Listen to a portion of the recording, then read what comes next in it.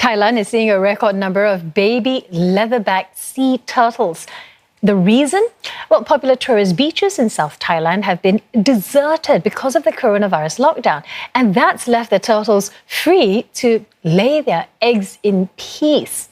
11 nests have been found, the highest number in 2 decades. Leatherback turtles lay their eggs in dark areas without movement, which is rare during holiday season. Tourists have also been caught taking their eggs to eat, and even if they hatch, the young are often killed by fishing gear as they head into the surf. The situation got so bad that no nests were found over the past 5 years.